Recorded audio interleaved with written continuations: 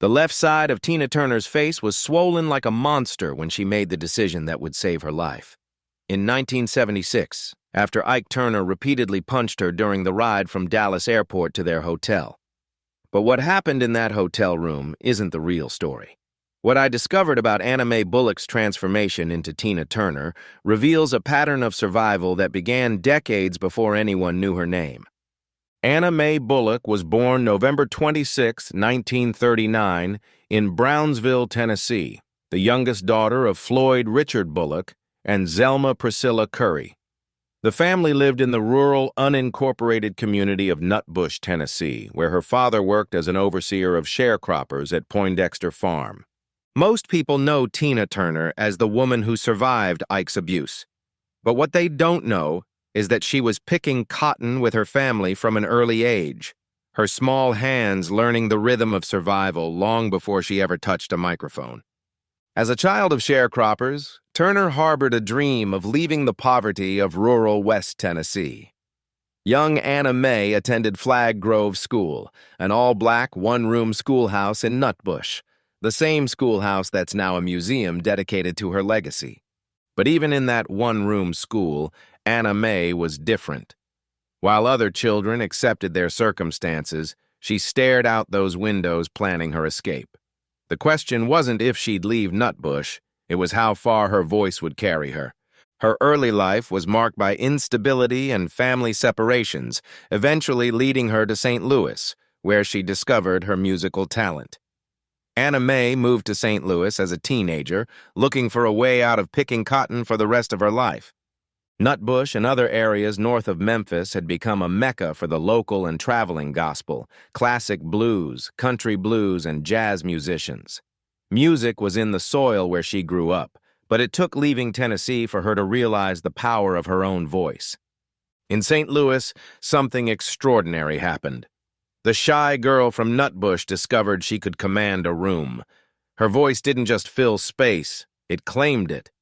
But that's when she caught the attention of someone who would change her life forever, though not in the way she thought it would.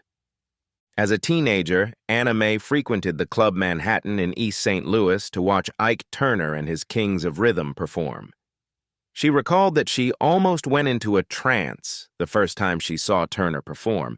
Anna Mae had tried repeatedly to convince Turner to let her perform on stage with him, but he kept promising to call her up and never did.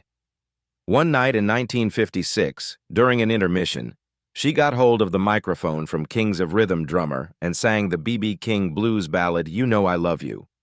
Impressed with her voice, Turner asked Anna Mae to join the band as a vocalist.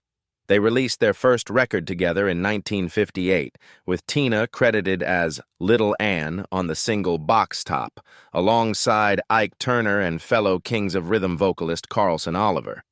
Their first major R&B hit in 1960 with A Fool in Love, reaching number 2. The couple had become intimately entangled, and with Tina having a child from a previous relationship with his bandmate Raymond Hill, the two would have a son of their own and reportedly married in 1962. Ike and Tina welcomed one son together, Ronnie Turner, in October of 1960. From the outside, it looked like the perfect family.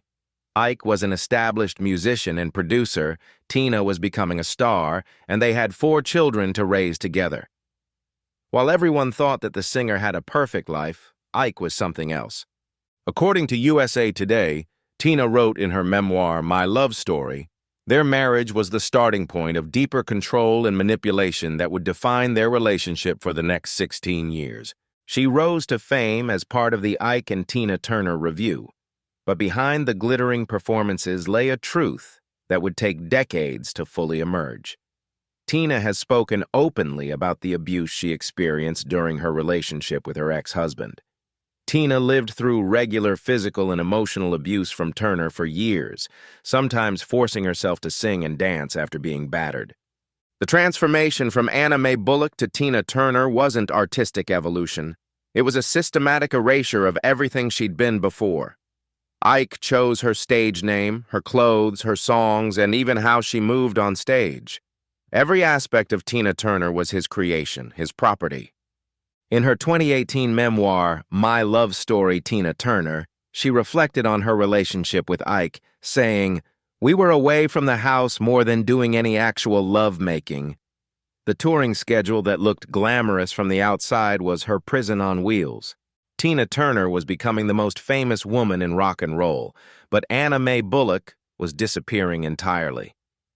It was 1976 when Tina decided it was time to go.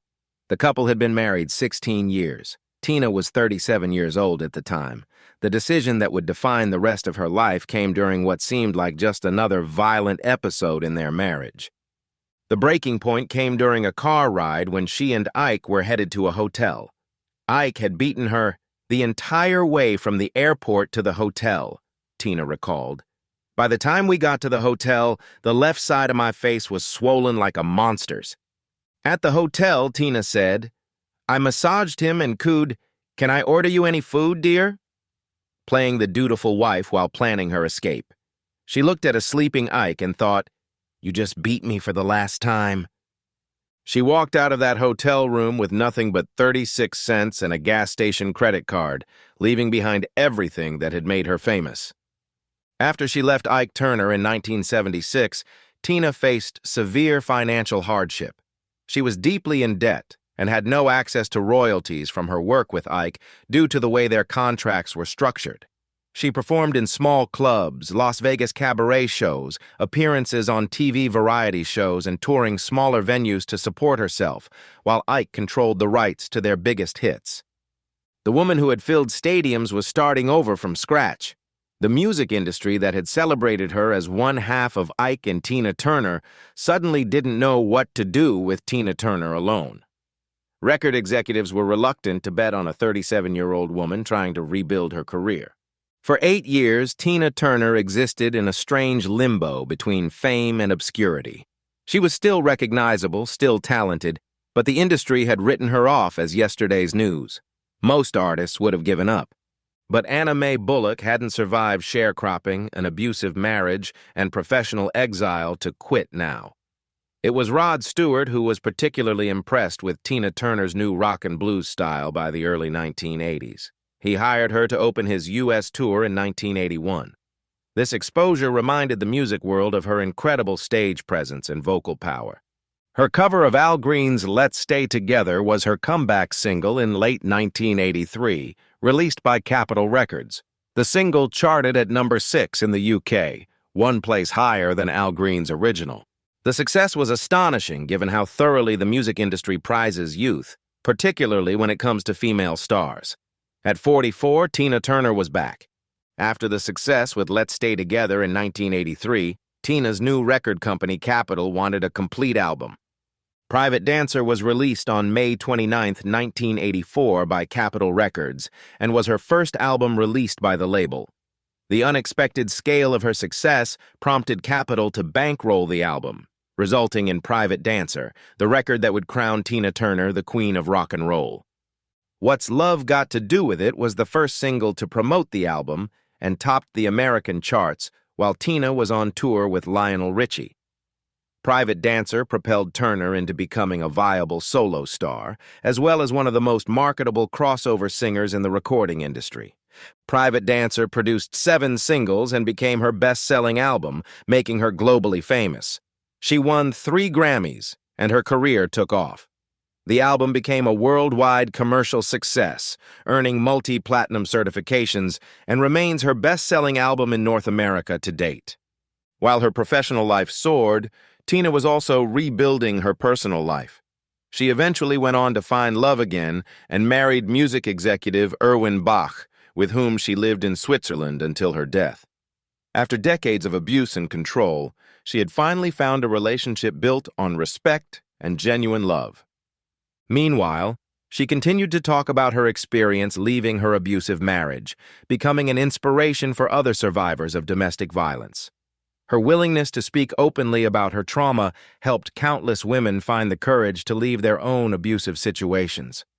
Turner had reportedly sold around 100 to 150 million records worldwide, making her one of the best-selling female artists in music history. But the numbers don't tell the real story. What Tina Turner accomplished was a complete redefinition of what was possible. not just for women in music, but for anyone who had been written off, beaten down, or told they were finished. She transformed her hotel room escape with 36 cents into a global empire built on authenticity, resilience, and the unshakable belief that no one else gets to write the final chapter of your story. Her story proves that no matter how completely someone else tries to control your story, you always have the power to write the final chapter yourself. What aspect of Tina Turner's real story surprised you the most? Share your thoughts in the comments below. If this deep dive into the woman behind the legend moved you, hit that like button and subscribe for more untold stories of the icons who refused to be silenced. Next week, I'm uncovering the shocking truth about another legend that will completely change how you see their entire career.